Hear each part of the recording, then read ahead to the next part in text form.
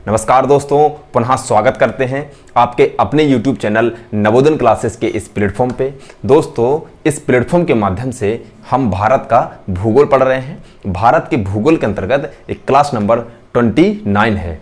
दोस्तों, हम लोग भारत के भूगोल के अंतर्गत ड्रेनेज सिस्टम ऑफ इंडिया को पढ़ रहे थे। पिछली क्लासेस में हम लोगों ने ड्रेनेज पैटर्न ऑफ इंडिया को देखा था, जिसमें हम लोगों ने भारत व विश्व में पाई जाने वाली विभिन्न प्रकार की जो नदियां हैं उन नदियों का आपस में कंपैरिजन किया था।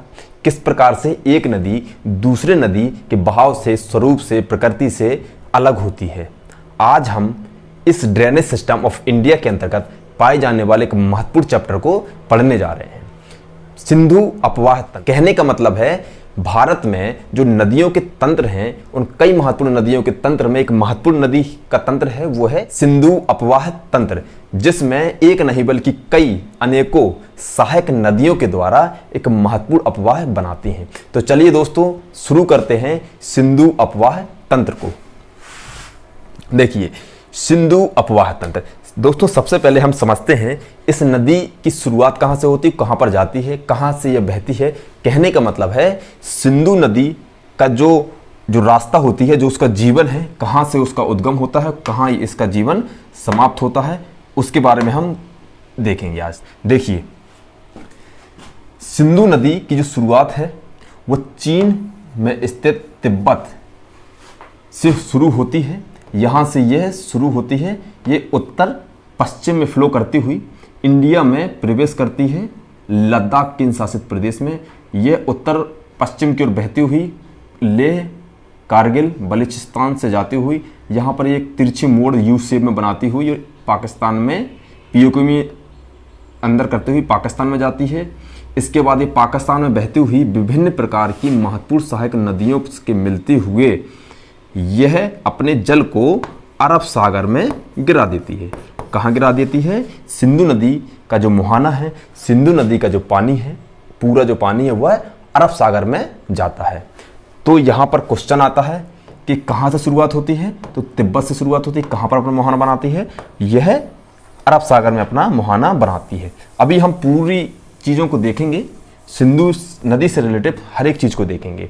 दोस्तों, हम हमेशा बताते हैं कि जब भी आप ज्योग्राफी को पढ़ें, जब भी आप भूगोल ज्योग्राफी को पढ़ें, तो आप ट्रिक्स का साथ मत लीजिए। अगर आपने ट्रिक्स का साथ लिया है तो आप 2, 4, 10 दिन याद रखेंगे।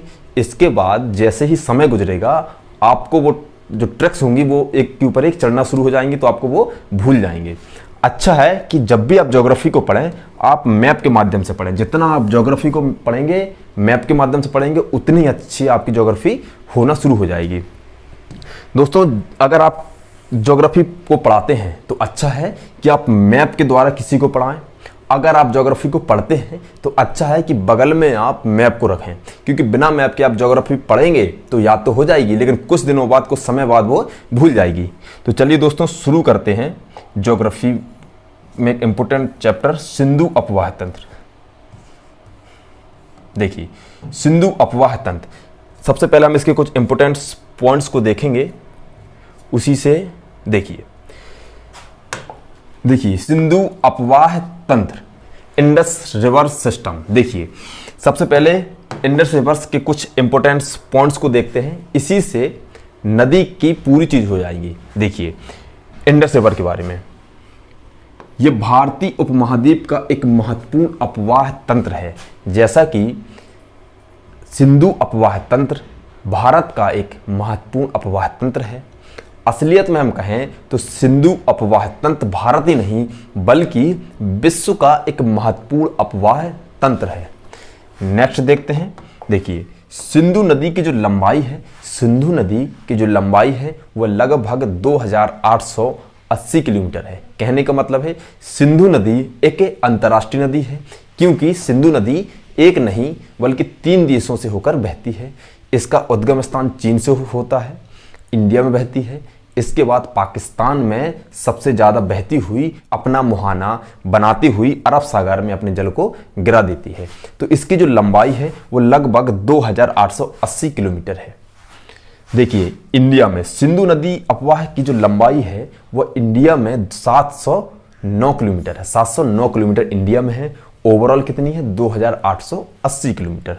देखिए कोई भी नदी जो होती है, कोई भी नदी अपवाह जो तंत्र होता है किसी भी नदी का, चाहे वो गंगा ले लीजिए, चाहे ब्रह्मपुत्र ले लीजिए, चाहे सिंधु ले लीजिए, कोई भी अपवाह तंत्र जो होता है उसमें एक जो महत्वपूर्ण जो सोर्स होता है वह होता है उसकी सहायक नदियाँ। अगर आप गंगा नदी ले लीजिए तो गंगा नदी की कई महत्वपूर्ण सहायक नदियाँ हैं, इसलिए वो इतना बड़ा अपवाह तंत्र है। अगर गंगा नदी अकेले होती, अगर गंगा नदी अकेले बह रही होती तो वह एक छोटा सा 20-50 किलोमीटर अगल बगल उसका अपवाह होता, लेकिन कई महत्वपूर्ण सहायक नदियां होती हैं जो कि उस नदी के अपवाह तंत्र को मजबूत बनाती हैं। इसी प्रकार सिंधु नदी जो अपवाह तंत्र है, उस अपवाह तंत्र को बनाने में जो सबसे महत्वपूर्ण भूमिका होती है वो होती है उसकी सहायक नदियों की। तो सबसे पहले हम सिंधु नदी की सहायक नदियों के बारे में देखेंगे। देखिए सिंधु नदी का जो अपवाह तंत्र का जो सहायक नदियां हैं वह झेलम, चेनाब, ब्यास, रावी, सतलुज, श्योक, निब्रा। इसके बाद पाकिस्तान में अगर हम जाते हैं तो वहाँ पर कुर्रम नदी मिलती है, उसके बाद काबुल नदी मिलती है, तोची नदी मिलती है, और भी कई महत्वपूर्ण सहायक नदियों के द्वारा इस सिंधु अपवाह तंत्र को एक महत्वपूर्ण अपवाह तंत्र बनाती हैं। देखिए नेक्स्ट देखते हैं सिंधु नदी का उद्गम स्थान। देखिए सिंधु नदी का उद्गम स्थान, देखिए सिंधु नदी का जो उद्गम स्थान है, हमने पहले ही बताया कि सिंधु नदी की जो शुरुआत होती है वो चीन में स्थित तिब्बत से होती है। तो देखिए हमने इंडियन ज्योग्राफी के अंतर्गत जब हम हिमालय को पढ़ रहे थे तब हमने पढ़ा था, देखिए कि ये यहां पर है एक बृहद हिमालय, बृहद हिमालय के ऊपर भी एक हिमालय पाया जाता है, उसको हम कहते हैं ट्रांस हिमालय। तो ट्रांस हिमालय में 3 महत्वपूर्ण पर्वत श्रेणियों को हमने पढ़ा था, जिसमें से काराकोरम थी, लद्दाख थी, जास्कर थी। ये 3 महत्वपूर्ण पर्वत श्रेणियां थी। इन 3 महत्वपूर्ण पर्वत श्रेणी जो इंडिया में थी, इसी का भाग जो है वो तिब्बत में पाया जाता है, उसको ना हम कहते हैं कैलाश पर्वत, इसी को हम कहते हैं कैलाश पर्वत श्रेणी। तो सिंधु नदी की जो शुरुआत होती है, सिंधु नदी की जो शुरुआत होती है वह कैलाश पर्वत से ही होती है। सिंधु नदी का उद्गम स्थान चीन के तिब्बत में कैलाश पर्वत श्रेणी, कैलाश पर्वत श्रेणी जो कि ट्रांस हिमालय का पूर्वी हिस्सा है, ट्रांस हिमालय का पूर्वी हिस्सा है। कैलाश पर्वत श्रेणी पर मानसरोवर झील के निकट बोखरचू ग्लेशियर जो कि उत्तरी ढाल में स्थित है से हुआ है। देखिए कई बार कंफ्यूज होता है कि राकसताल झील और मानसरोवर झील पूरब में है कि पश्चिम है। कई लोग ने राकसताल को पूरब में पढ़ा दिया है, मानसरोवर के कई लोग ने सही पढ़ाया है, लेकिन कई लोगों ने जो राकसताल है उसको पूरब में बता दिया है और मानसरोवर को पश्चिम में बता दिया है। यह सैटेलाइट का एक आप मैप देख रहे हैं, ये है राकसताल जहां से सतलुज नदी निकलती है। ये है मानसरोवर झील, मानसरोवर झील के निकट में एक पास में एक ग्लेशियर है जिसको हम कहते हैं बोखरचू ग्लेशियर। बोखरचू ग्लेशियर से ही निकलती है सिंधु नदी, बोखरचू ग्लेशियर से ही निकलती है सिंधु नदी। तो बोखरचू ग्लेशियर से निकलती है सिंधु नदी जो कि उत्तर में स्थित है। किसके उत्तरी ढाल में? कैलाश पर्वत की उत्तरी ढाल में स्थित है। देखिए नेक्स्ट देखते हैं, बोखरचू को ही हम कहते हैं सिन का वाव, बोखरचू ग्लेशियर को हम कहते हैं सिन का वाव। नेक्स्ट देखते हैं सिंधु नदी। देखिए सिंधु नदी हिंदी में अगर हम इंडिया में कहें तो इसको कहते हैं सिंधु नदी, अगर हम इसको इंग्लिश में बोलें तो हम इसको कहते हैं इंडस नदी, इसको हम कहते हैं इंडस रिवर। अगर हम सिंधु नदी को तिब्बत में जाएं और तिब्बत में बोले सिंधु नदी तो वहां पर यह सही नहीं है। क्यों? क्योंकि सिंधु नदी को तिब्बत में कहते हैं सिनगी खबा, या फिर दूसरे शब्दों में कहें तो कहते हैं शेर का मुख। शेर का मुख किस नदी को कहते हैं? तो यहां पर आपको एक क्वेश्चन मिलता है कि शेर का मुख या नदी को कहते हैं। तो सिंधु नदी को तिब्बत में सिनगी खबान, शेर का मुख कहते हैं। देखिए नेक्स्ट देखते हैं सिंधु नदी। देखिए सिंधु नदी भारत के लद्दाख केंद्र शासित प्रदेश में प्रवेश करती है। देखिए सिंधु नदी का जो उद्गम स्थान है वह चीन के तिब्बत में है, चीन के तिब्बत से यह निकलती है। जब ये चीन के तिब्बत से निकलती है तो यह उत्तर पश्चिम की ओर फ्लो करती है। इसके बाद जैसे ही यह इंडिया में आती है तो क्वेश्चन यहां से बनता है नया कि इंडिया में वह कौन सा स्थान है जहां पर सिंधु नदी प्रवेश करती है, एंटर करती है। तो इसका जो आंसर है वह है दमचौक। दमचौक नामक वह स्थान है जहां पर सिंधु नदी तिब्बत से भारत में प्रवेश करती है। देखिए दमचौक को मैप में देखिए आप, देखिए ये है सिंधु नदी, देखिए ये प्रवेश, देखिए ये सिंधु नदी है, ये देखिए ये है इंडिया में आ गई है। देखिए ये जो स्थान है इस स्थान को हम कहते हैं दमचौक। यह दमचौक नामक स्थान है जहां से सिंधु नदी आती है।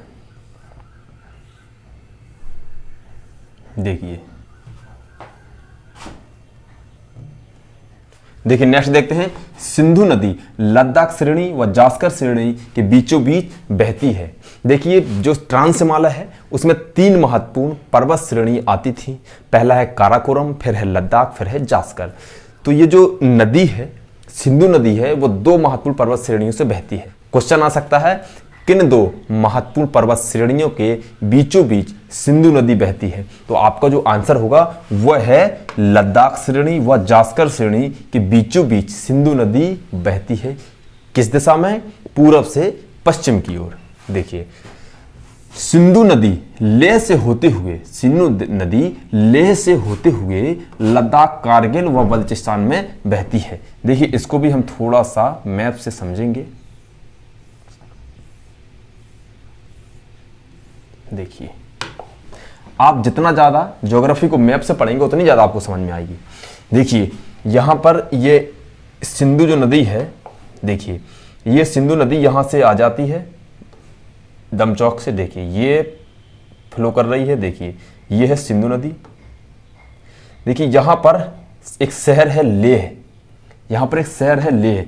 तो वो कह रहा है कि लेह से होते हुए ये लद्दाख है, तो लेह लद्दाख से होते हुए यहाँ पर कारगिल है, तो कारगिल से होते हुए ये बलूचिस्तान बहती है। तो यह इस क्षेत्र में, इंडिया में इस क्षेत्र में बहती है। देखिए नेक्स्ट देखते हैं।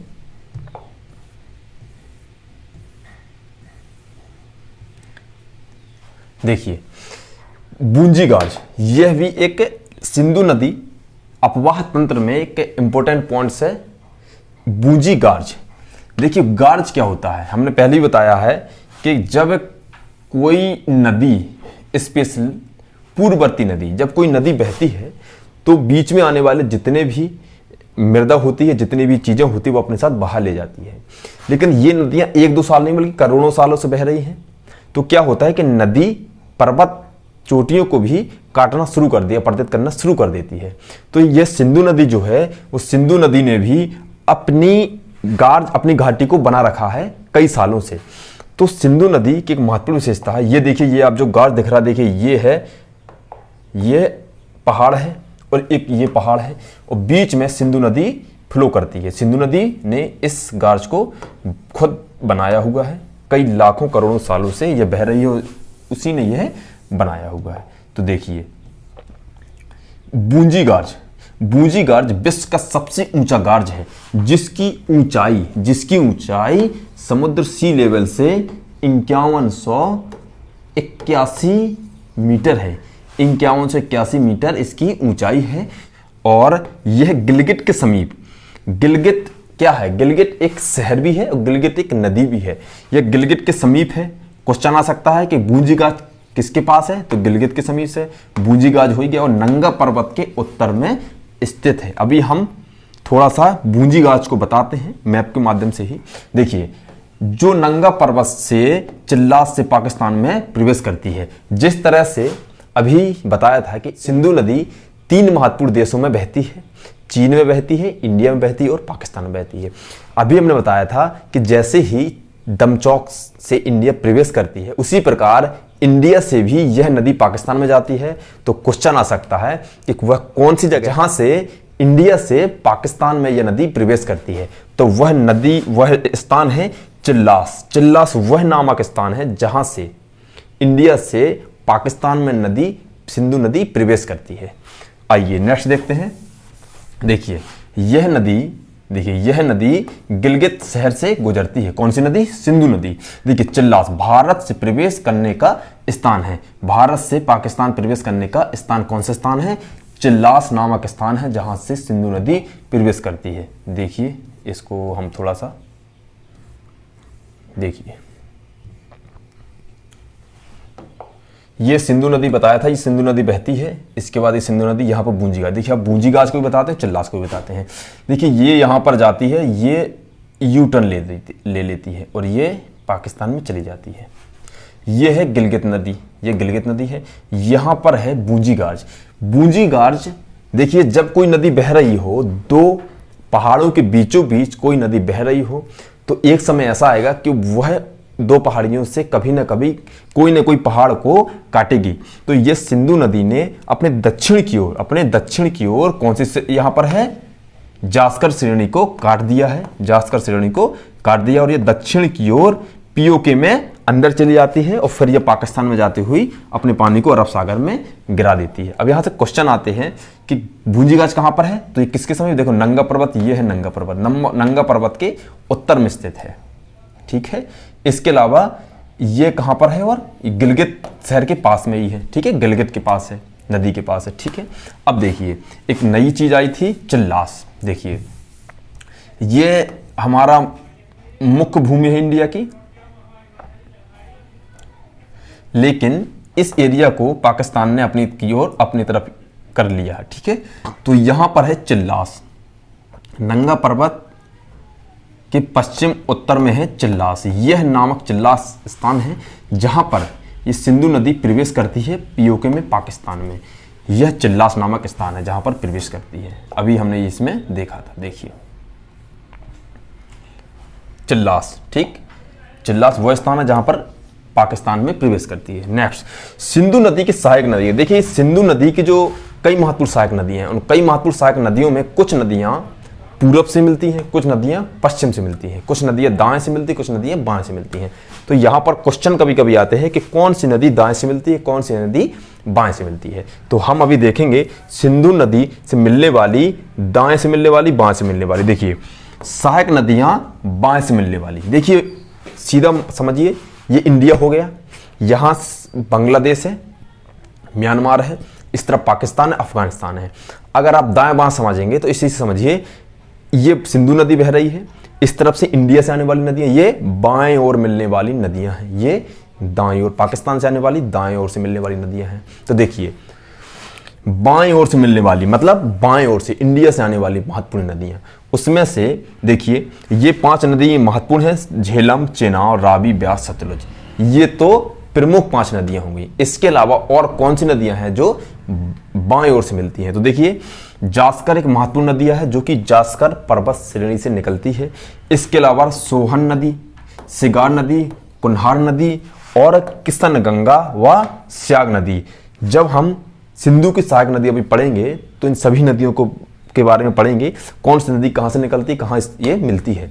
तो कौन कौन सी नदी है? जास्कर, सोहन, सिगार, कुल्हार। इसके अलावा किशन गंगा, स्याग, झेलम, चेनाब, रावी, ब्यास, सतलज। ये महत्वपूर्ण नदियां हैं जो कि बाएं ओर से मिलती हैं सिंधु नदी से। नेक्स्ट देखते हैं दाएं ओर से मिलने वाली, मतलब कि अफगानिस्तान और पाकिस्तान से आने वाली महत्वपूर्ण नदियां। उसमें से अगर हम देखें कि इंडिया में कुछ महत्वपूर्ण नदियां जो कि दाएं ओर से मिलती हैं। एक नुब्रा नदी है जो कि श्योक की सहायक नदी है। तो नुब्रा नदी हो गई और श्योक नदी हो गई, ये दाएं से ओर मिलने वाली नदियां हैं। इसके अलावा गिलगित नदी हो गई है। इसके अलावा जैसे ही पाकिस्तान में एंटर करती है नदी तो उसमें कई महत्वपूर्ण सहायक नदी हैं, जिसमें काबुल नदी है, कुर्रम नदी है, गोमल नदी है। ये कई महत्वपूर्ण सहायक नदियां हैं। हम श्योक नदी और नुब्रा नदी के बारे में अभी भी पढ़ेंगे, सहायक नदियों के रूप में पढ़ेंगे अभी हम। चलिए देखिए नेक्स्ट देखते हैं सिंधु नदी के बारे में। देखिए नेक्स्ट पॉइंट देखते हैं। देखिए कोई भी नदी जो होती है तो नदियों का जो उद्गम स्थान होता है, तो अधिकतम जो उद्गम स्थान होता है वो या तो पहाड़ होता है या फिर पठार होता है। जहां पर ऊंचाई होती है वहीं से नदियां अपना फ्लो करती हैं। तो ज्यादातर नदियों का जो उद्गम स्थान होता है वो पर्वत श्रेणी या कोई पठार होती हैं। तो उसी प्रकार पाकिस्तान में अगर हम जाते हैं तो वहां पर एक सुलेमान पर्वत श्रेणी पाई जाती है जो कि अफगानिस्तान और आगे तक जाती है। तो सुलेमान पर्वत श्रेणी से कई महत्वपूर्ण नदियों का उद्गम हुआ है। काबुल नदी, तो जब काबुल नदी बहती है से, तो ये जब बहती हुई सिंधु नदी में मिलने चली आती है तो बीच में अफगानिस्तान पड़ता है और पड़ता है पाकिस्तान। तो काबुल नदी से ही अफगानिस्तान की राजधानी काबुल का नाम पड़ा है। अफगानिस्तान की जो राजधानी है वो काबुल है। इसी नदी के तट पर काबुल शहर है, इसीलिए उस शहर का नाम काबुल पड़ा है।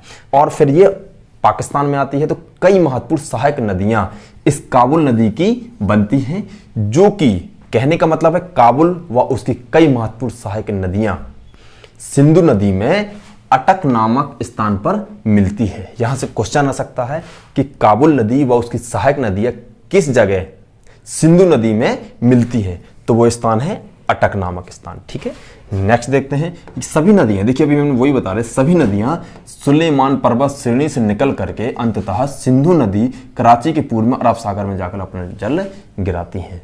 नेक्स्ट देखते हैं, सिंधु का अपवाह तंत्र 11,65,000 किलोमीटर स्क्वायर में यह फैला हुआ है। नेक्स्ट देखते हैं, भारत में जो इसका अपवाह तंत्र है वह लगभग 3,21,289 व 90 किलोमीटर स्क्वायर इसका एरिया है। देखिए चीन में जिस तरह से भारत में सिंधु नदी की जो लंबाई 709 किलोमीटर है, उसी प्रकार चीन में भी इसकी लंबाई लगभग 320 किलोमीटर है। देखिए नेक्स्ट देखते हैं मिठानकोट। सिंधु नदी से संबंधित, कहने का मतलब है सिंधु नदी से रिलेटिव एक महत्वपूर्ण क्वेश्चन है मिठानकोट, जो कि हमेशा एग्जाम की दृष्टि से इंपोर्टेंट रहा है। मिठानकोट वह नामक स्थान है जहां पर भारत से आने वाली महत्वपूर्ण सहायक नदियां जो हैं, जिसमें से चेनाब है, झेलम है, ब्यास है, रावी है, सतलुज है और भी छोटी छोटी सहायक नदियां हैं, जो कि सभी नदियां मिल करके चेनाब नदी बनती है। और जब सभी नदियां मिल करके एक नदी बनती है पंचनद नदी, तो ये सभी नदियां मतलब इंडिया से आने वाली सभी नदियां सिंधु नदी से मिठानकोट नामक स्थान पर मिलती हैं। तो भारत की 5 प्रमुख नदियों की संयुक्त धारा सिंधु नदी में मिलती है। कहां पर मिलती है? मिठानकोट पे। देखिए अब हम थोड़ा सा मैप के माध्यम से समझते हैं। देखिए ये है सिंधु नदी, जो कि सिंधु अपवाह तंत्र सबसे बड़ी और महत्वपूर्ण नदी है सिंधु नदी। देखिए ये है सिंधु नदी, अपने जल को अरब सागर में गिरा देती है। इसकी कई महत्वपूर्ण नदियों में इंडिया से निकलने वाली, देखिए ये है झेलम नदी, झेलम नदी, ठीक यहां तक। ये आती है चेनाब नदी, तो चेनाब नदी में जल गिराती है झेलम नदी। इसके बाद रावी नदी आती है, जो कि अपने जल गिराती है चेनाब नदी में। इसके बाद ब्यास नदी है, जो कि जल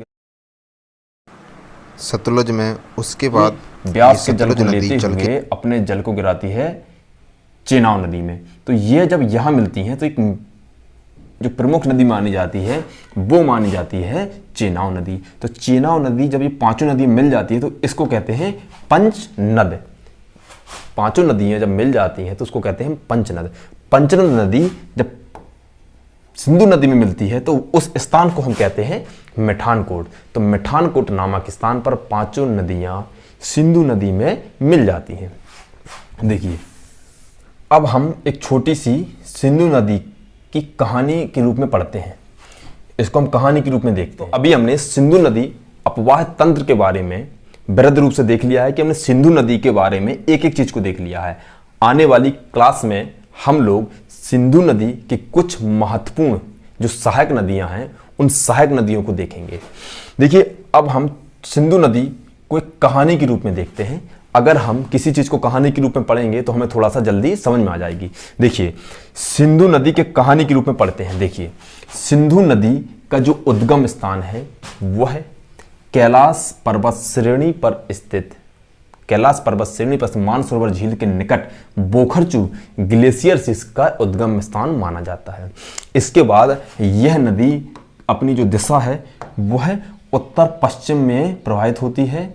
और देखिए यहां समझिए आप, तिब्बत में यह बहती हुई उत्तर पश्चिम में बहती है। इसके बाद ये इंडिया में दमचौक नामक स्थान पर, यह दमचौक नामक स्थान पर इंडिया में प्रवेश करती है। जैसे इंडिया में प्रवेश करती है यह अपना फ्लो बराबर उत्तर पश्चिम में रखती है। यह लद्दाख केंद्र शासित प्रदेश है। इसके बाद ये नदी यहाँ पर एक शहर पाया जाता है, प्रमुख शहर लेह शहर। लेह शहर सिंधु नदी के तट पर ही स्थित है। क्वेश्चन आ सकता है लेह किस नदी तट पर स्थित है, तो आंसर आपका होगा लेह। दूसरा क्वेश्चन आ सकता है सिंधु नदी की किस ओर लेह शहर लेह शहर स्थित है, दाएं ओर अथवा बाएं ओर। तो देखिए सिंधु नदी अगर ये बह रही है तो यहां पर है लेह, तो कह सकते हैं कि सिंधु नदी के दाहिनी ओर उत्तर की ओर स्थित है लेह शहर। ठीक है, आगे जैसे ही चलते हैं तो एक ये जास्कर पर्वत श्रेणी है, तो जास्कर पर्वत श्रेणी से एक छोटी सी नदी निकलती है, उस नदी को भी हम कहते हैं जास्कर नदी। तो यह जास्कर नदी मिल जाती है लेह से थोड़े ही आगे सिंधु नदी में। तो जास्कर एक महत्वपूर्ण सहायक नदी है किसकी? सिंधु नदी की। अब आगे चलती है तो आगे चलती यहां पर आ जाता है पीओके, भारत का वह क्षेत्र जो कि पाकिस्तान अधिकृत किए हुए है, पाकिस्तान उस पर कब्जा किए हुए है। तो उसके आने के पहले ही एक यहां पर स्थान आता है जहां पर 1999 में भारत ने पाकिस्तान को युद्ध में हराया था, कारगिल का युद्ध। तो यह कारगिल नामक स्थान है। तो देखिए यहां पर ये नदी जो बहती है, यहां पर ये लद्दाख क्षेत्र में बही, इसके बाद ये कारगिल क्षेत्र आ गया, इसके बाद ये बलूचिस्तान आ गया, तो बल्तिस्तान आ गया। तो यह स्थान तीनों स्थानों से बहती हुई ये नदी यहां पर यूटर्न लेती है। कहां पर लेते हैं? यूटर्न यहां पर लेती है। यहां पर आती है एक नदी महत्वपूर्ण गिलगित नदी, गिलगित नदी से मिलते ही ये यूटर्न लेती है। यूटर्न लेती है यह नंगा पर्वत के उत्तर में यहां पर बूंजी गार्ज पाया जाता है। सिंधु नदी का एक महत्वपूर्ण गार्ज बूंजी गार्ज, जो कि विश्व का सबसे ऊंचा गार्ज है, बताया था अभी हमने। 5181 मीटर समुद्र तल से यह ऊंचा है।